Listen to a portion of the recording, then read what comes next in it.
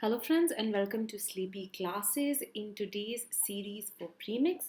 कुछ दिन because of our certain staff members becoming unwell etc. हम लोग थोड़े दिन जो है स्टूडियो नहीं यूज़ कर रहे हैं because of which हमारी जो वीडियोस हैं are back to normal, back to the previous kind. But जल्द ही after we resume हमारा जो normal day and office होगा we will be back to our videos जो कि हमारे studio recorded होते हैं with us in front of the cameras as well.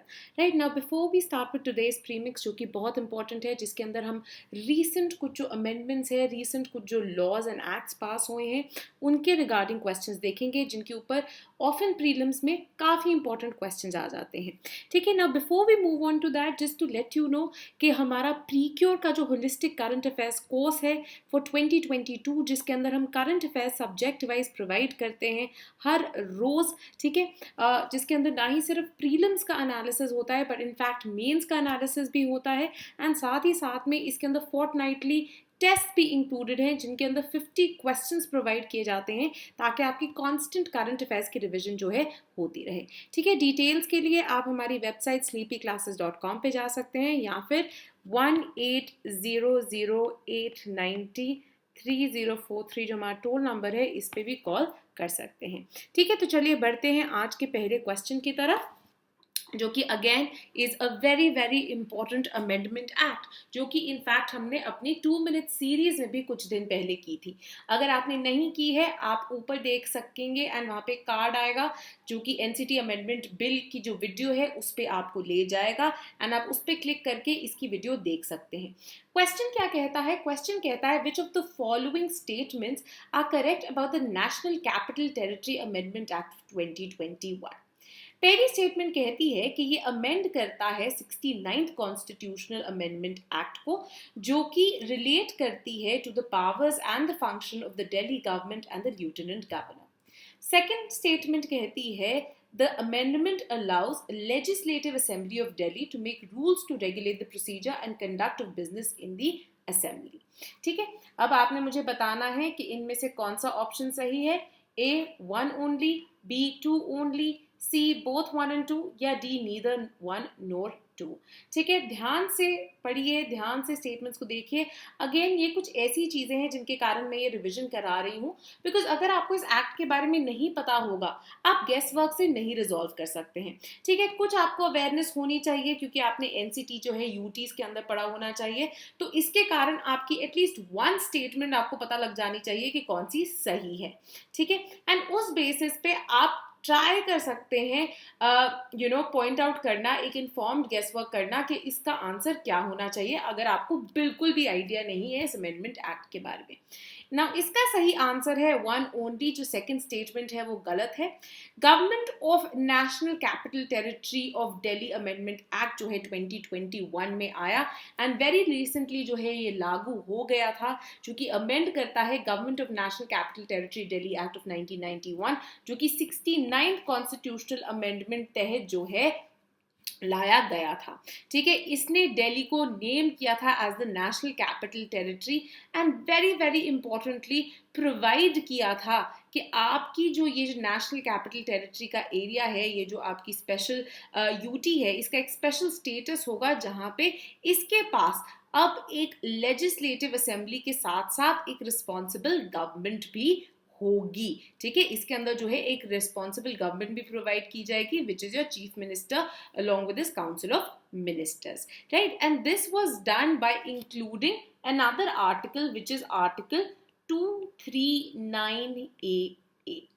now problem क्या हुआ है that बहुत आपके with the coming in of आपकी जो गवर्नमेंट थी, right, since that time, not that कि उससे पहले कभी इश्यूज नहीं होते बट मोर और लार्ज जो है ऑल्सो मोर और less because of the fact कि there was a huge time period जहाँ पे यूपीए ही जो है सेंटर में थी एंड दिल्ली में भी जो थी वो शीला दीक्षित की गवर्नमेंट थी. बट इवन बिफोर दैट एक जो है थोड़ी कॉर्डियल गिव एंड टेक वाले रिलेशनशिप रहे थे between the centre and the government of UT जो आपकी दिल्ली है एनसीटी की गवर्नमेंट है. However since AAP coming into power there has been a tug of war जो कि शुरू हो गई थी between the AAP and the central government with the lieutenant governor acting as a major hurdle to a lot of developments, to a lot of new policies जो कि NCT लेके आ रहा था, जो गवर्नमेंट लेके आ रही थी, राइट. एंड इसके चलते हुए जो है न्यूमरस टाइम सुप्रीम कोर्ट के पास भी जो है ये मुद्दा पहुंचा कि आखिरकार who happens to be the decision maker जब एनसीटी दिल्ली की बात हो रही है. अब 2021 का ये जो अमेंडमेंट एक्ट था, it is seeking to clarify certain issues, certain doubts, certain areas of ambiguity जो कि रहते थे with regard to the government in Delhi. अब ये जो 2021 का अमेंडमेंट है ये प्रोवाइड करता है that whenever the term government is used, it refers to whom it will imply lieutenant governor, right? It will imply lieutenant governor and not the chief minister or the council of ministers. Secondly, जो 1991 का act था वो allow करता था दिल्ली की legislative assembly को to make rules and to regulate procedure and conduct of business in the assembly. However जो 2021 की अमेंडमेंट है ये प्रोवाइड करता है कि ऐसे रूल्स जो हैं नेसेसरली कंसिस्टेंट होने चाहिए with the rules of procedure and conduct of business इन लोक सभा. ठीक है, तो ये जो है एक मेजर चेंज आया है. Apart from this there have also been other major changes जो कि इस एक्ट के अंदर है, एंड जैसे कि मैंने बोला था आप उस वीडियो को जाके देख सकते हैं इन द गिवन कार्ड जो कि एनसीटी दिल्ली के ऊपर आई थी, जो कि 2 मिनट सीरीज के अंदर दी गई है इन ग्रेट डिटेल. नेक्स्ट अब क्वेश्चन है about the arbitration and conciliation amendment act of 2021, और आपको बताना है इनमें से कौन सी स्टेटमेंट्स जो है करेक्ट है, कौन सी स्टेटमेंट सही है. पहली स्टेटमेंट कहती है कि ये अमेंडमेंट अलाउ करती है स्टेक होल्डर पार्टीज को कि ये सीक कर सकते हैं एक unconditional stay on enforcement of arbitral awards in cases जहां पे आर्बिट्रेशन अग्रीमेंट या कॉन्ट्रैक्ट जो है उस पर इम्पैक्ट हुआ था फ्रॉड या करप्शन का. सेकेंडली, ये प्रोवाइड करता है to an 8th schedule of the act जो कि कंटेन करेगा necessary qualification for the accreditation of the arbitrators. अब आपने मुझे बताना है इनमें से कौन सी स्टेटमेंट सही है. ऑप्शन ए है 1 only, B 2 only, C both 1 and 2, या डी नाइदर 1 nor 2. आप पॉज करके अपना आंसर मार्क कर सकते हैं. एंड यहाँ पे सही आंसर है ए 1 only the first statement is correct, the second statement is incorrect. अब ये जो आर्बिट्रेशन एंड कंसिलिएशन का अमेंडमेंट एक्ट आया था 2021 का, ये अमेंड करता है arbitration and conciliation act of 1996 को. क्यों करता है इसको अमेंड? बेसिकली ये प्रोवाइड कर देता है कि जो आपकी स्टेक होल्डर पार्टीज हैं, मतलब जिनके आपस में आप आर्बिट्रेशन या कंसिलिएशन कराने की कोशिश कर रहे हैं, उनको एक अनकंडीशनल स्टे मिल सकता है on enforcement of arbitral award, जो भी आर्बिट्रल आपका जो बोर्ड था जो भी उन्होंने अवार्ड दिया है, इन केस जहां पे जो आर्बिट्रेशन अग्रीमेंट या कॉन्ट्रैक्ट था उसके ऊपर किसी तरह का भी फ्रॉड या करप्शन जो है हुआ है, राइट. कि किसी एक पार्टी ने फ्रॉड के थ्रू या करप्शन के थ्रू जो है एक सर्टेन अवार्ड वो ले आए थे. ऑल्सो वेरी इंपॉर्टेंटली जो 2021 की अमेंडमेंट थी, it does not provide, in fact it does away, ये निकाल देता है 8th schedule of the arbitration and conciliation amendment act को, जिसके अंदर नेसेसरी क्वालिफिकेशंस दी गई थी for accreditation of arbitrators. Further जो एक्ट था, जो बिल, जो ये नया अमेंडमेंट एक्ट है, ये ऐड करता है एक proviso in section 36 of the arbitration act, जो कि retrospectively that is 2015 onwards apply किया जाएगा. ठीक है, ये क्या कहता है कि अगर कोर्ट सेटिस्फाइड है कि एक प्राइमा फेसी केस निकल के आता है कि हमें पता लग रहा है there is enough evidence to in fact show कि जो आर्बिट्रेशन अग्रीमेंट कॉन्ट्रैक्ट था, जो उसका अवार्ड निकल के आया वो फ्रॉड या करप्शन के थ्रू था, वही सेम चीज उसके अंदर जो है वो स्टे मिल जाएगा उस अवार्ड को unconditionally pending the disposal of the challenge जो कि प्रोवाइड किया जाएगा बाय द कोर्ट. ठीक है, तो ये जो है कुछ चेंजेस लाए गए हैं by the arbitration and amendment conciliation amendment act of 2021. Next अब ये पूछती है कि इनमें से कौन सी स्टेटमेंट्स वेरी इंपॉर्टेंटली इनकरेक्ट है, मतलब गलत हैं, about the mines and minerals development and regulation amendment act of 2021. Now primarily ये आपके इकोनॉमिक्स के डोमेन में आता है, बट क्योंकि ये एक अमेंडमेंट एक्ट है तो कई बार ये पॉलिटी की तरह भी जो है आप इसको देख सकते हैं, ठीक है। तो पहली स्टेटमेंट कहती है कि ये एम्पावर करता है सेंट्रल गवर्नमेंट को रिजर्व करने के लिए कोई भी माइन जो कि लीज की जा सकती है through an auction for a particular and use, ठीक है। सेकेंड स्टेटमेंट कहती है ये अलाउ करता है कैप्टिव माइंस को अदर देन एटॉमिक मिनरल्स की mines to sell up to 50% of their annual mineral production in open market after meeting their own needs. Mostly, अब मैं ये नहीं कह रही हमेशा, बट मोस्टली जो हमें बहुत कॉम्प्लिकेटेड क्वेश्चंस लगते हैं ना, ऑफन उनका आंसर जो है सबसे इजी होता है, राइट। काफी जो है इजी बनाने की वो कोशिश करते हैं। जितनी कॉम्प्लिकेटेड स्टेटमेंट, मोर चांसेस होते हैं कई बार कि वो सही भी हो। हाउएवर ऐसी चीजों के अंदर अगर आप अमेंडमेंट एक्ट से फेमिलियर नहीं है, राइट, अगर फेमिलियर नहीं है तो ये बहुत ही टेक्निकल है, राइट, बहुत ही ज्यादा जुड़ा है, या आपको पता है या आपको नहीं पता है, राइट। तो फालतू में चांस मत लीजिए ऐसे क्वेश्चंस पे अगर आपको नहीं आता, बिकॉज चांसेस आर कि आपको गलत कर देंगे, ठीक है, क्योंकि this is very knowledge based question, आपको आना चाहिए ये, एंड आपको ये कि नई जितनी भी अमेंडमेंट्स या डेवलपमेंट्स होती हैं उनके बारे में आपको पढ़ लेना चाहिए, विच इज वाई हम अपना क्रैश कोर्स भी निकालते हैं, राइट, जिसके अंदर हम ये सारी चीजें जो है आपको प्रोवाइड करते हैं। अब ऑप्शंस हैं आपके A 1 only, B 2 only, C both 1 and 2, या डी नीदर 1 नोर 2, ठीक है। इसमें सही जवाब जो है that is again A only, मतलब जो फर्स्ट स्टेटमेंट है वो इनकरेक्ट है, सेकेंड स्टेटमेंट सिर्फ सही है, जो फर्स्ट स्टेटमेंट है वो इनकरेक्ट है, वो गलत है, which is why A1 only is the correct answer, क्योंकि हमें इनकरेक्ट स्टेटमेंट बतानी थी। अब जो mines and minerals development amendment act of 2021 है, ये 1957 का जो एक्ट था जो कि रेगुलेट करता है माइनिंग सेक्टर को इंडिया में, उसको अमेंड करता है। अब 1957 का जो एक्ट था ये बेसिकली पावर देता था सेंट्रल गवर्नमेंट को कि ये किसी भी माइन को other than coal, lignite and atomic minerals उसको रिजर्व कर सकती है कि ये लीज की जाएगी through an auction produce for a particular and use. इसका मतलब क्या है कि अगर फॉर एग्जांपल एक आयरन ओर की माइन है, तो मैं बोलूंगी, जो गवर्नमेंट है वो बोलेगी कि इस माइन से जितना भी आयरन ओर निकलेगा वो एक ही एंड यूज में जाएगा, एक ही पर्पस के लिए यूज होगा, दैट इज व्हाट, कि वो एक स्टील प्लांट में जाएगा। अगर आप उसको आगे किसी और को बेचना चाहते हैं या एक्सपोर्ट करना चाहते हैं, मैं वो अलाउ नहीं करूंगी। क्यों? क्योंकि मैंने पहले ही एक पर्टिकुलर एंड यूज सेट किया हुआ है, ठीक है। ऐसे माइंस को कैप्टिव माइंस बोला जाता है, ठीक है। कैप्टिव माइंस का क्या मतलब होता है कि बेसिकली जिस इंसान को, जिस कंपनी को लीज की गई है वो माइन, उसी कंपनी के लिए, जैसे फॉर एग्जांपल अगर टाटा स्टील ने एक माइन जो है उनको लीज की गई, तो वो वहां से जो आयरन ओर निकलेगा वो टाटा के ही स्टील प्लांट के अंदर यूज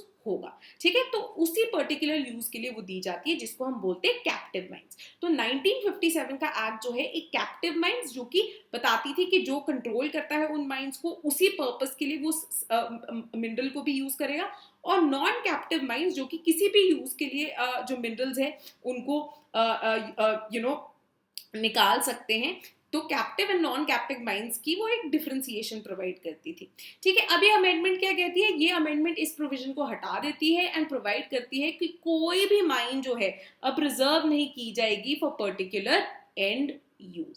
साथ ही में वेरी इंपॉर्टेंटली, क्योंकि अब कैप्टिव माइन का आइडिया ही हटा दिया गया, अब captive mine and non captive mine की जो डिफरेंशिएशन थी वही हटा दी गई, तो अमेंडमेंट अब प्रोवाइड करती है कि ये जो कैप्टिव माइंस भी हैं अदर देन एटॉमिक मिनरल्स, अब ये जो है कैप्टिव माइंस, क्योंकि अब पर्टिकुलर एंड यूज तो रहा नहीं उनका, ये जो है सेल कर सकते हैं up to 50% of their annual mineral production in open market after meeting their own needs, right. तो फॉर एग्जांपल मैं कंपनी हूँ, मैं एक स्टील प्लांट भी चलाती हूँ, राइट, और साथ में मैंने एक माइन जो है वो भी आयरन ओर की लीज पे ली हुई है। तो मैंने आयरन ओर जो है निकाला, राइट, अराउंड से आप इमेजिन करो कि अराउंड 60% जो है मेरा जो आयरन ओर है वो मेरी स्टील के प्लांट के अंदर यूज हो गया। हाउएवर 40% जो है वो एक्सेस प्रोडक्शन है। तो मैंने क्या सोचा, मैंने सोचा कि नहीं, मुझे तो ये चाहिए नहीं, तो मैं इसको ओपन मार्केट में किसी और से प्लांट को बेच देता हूँ या एक्सपोर्ट के लिए रख देता हूँ, या किसी और को चाहिए वहां पे जो है मैं इसको बेच सकता हूँ ओपन मार्केट में, जो मेरा 40% बच गया।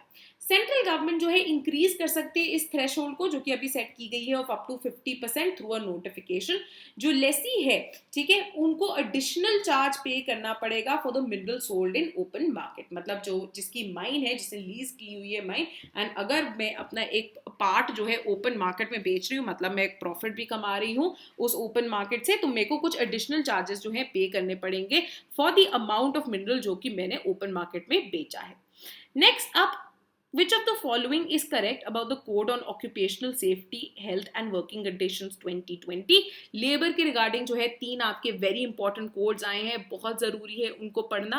पहली स्टेटमेंट कहती है कि ये कोड एप्लीकेबल है ऑन ऑल एस्टैब्लिशमेंट्स जहां पे हाजर्डस एक्टिविटी भी कैरी आउट होती है regardless of the number of workers. Second, ये कोड जो है फिक्स करता है the maximum daily work hour limit at 8 hours per day.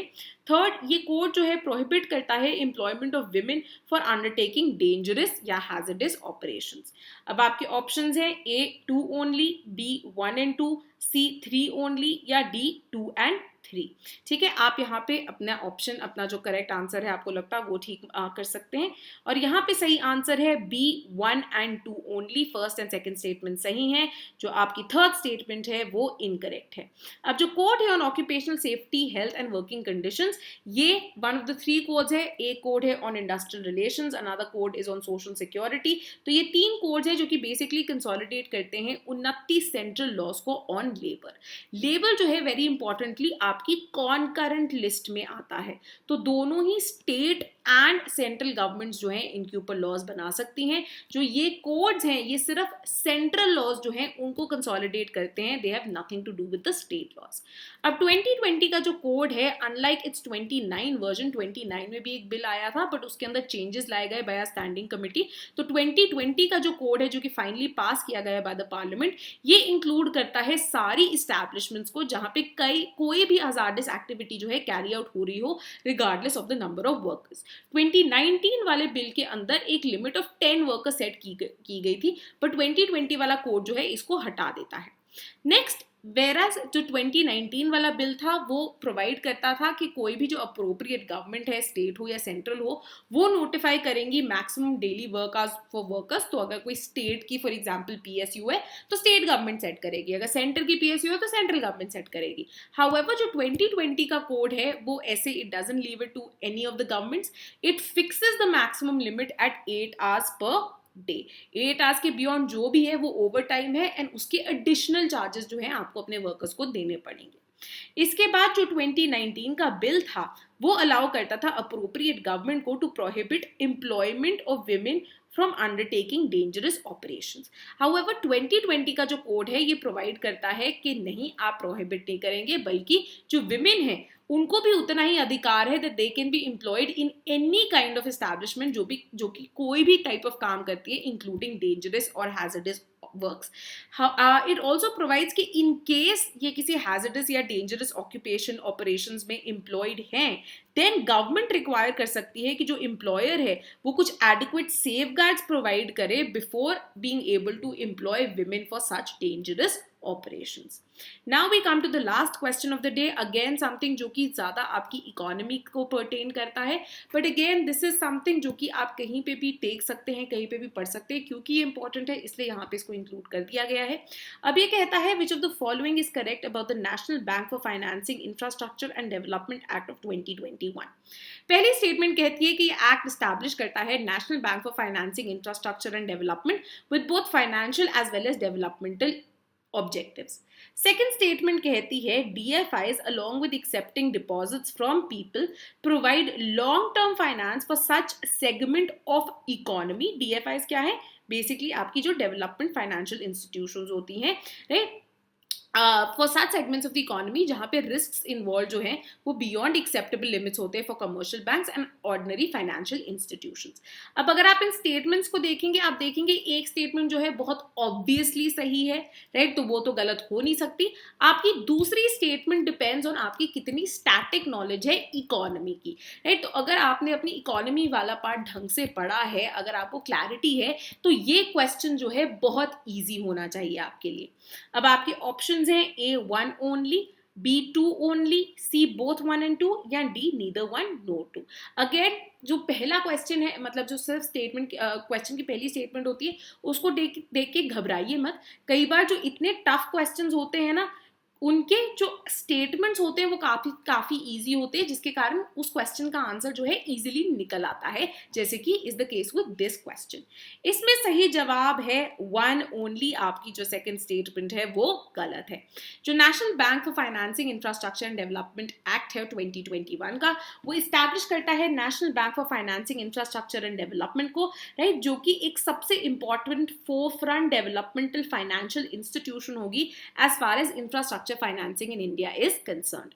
अब जो आपकी डेवलपमेंटल फाइनेंशियल इंस्टीट्यूशंस होती हैं, ये प्रोवाइड करती हैं, राइट, जो सेकंड स्टेटमेंट थी उसका सेकंड पार्ट एकदम सही था कि yes they do provide long term finance for ऐसे सेगमेंट्स ऑफ द इकोनॉमी जहां पे रिस्क जो हैं वो काफी ज्यादा होते हैं फॉर कमर्शियल बैंक्स, राइट। तो इंफ्रास्ट्रक्चर में बहुत ज्यादा रिस्क है, राइट, बिल्डिंग पता नहीं बिके ना बिके, टाइम से कंप्लीट हो ना हो, कहीं ये जो है एनपीए ना बन जाए, राइट। तो ordinary financial institutions and commercial banks के लिए काफी रिस्की एरिया होता है, तो इसीलिए डीएफआईज जो है इन सेगमेंट्स के अंदर जो है स्पेशलाइज करती हैं।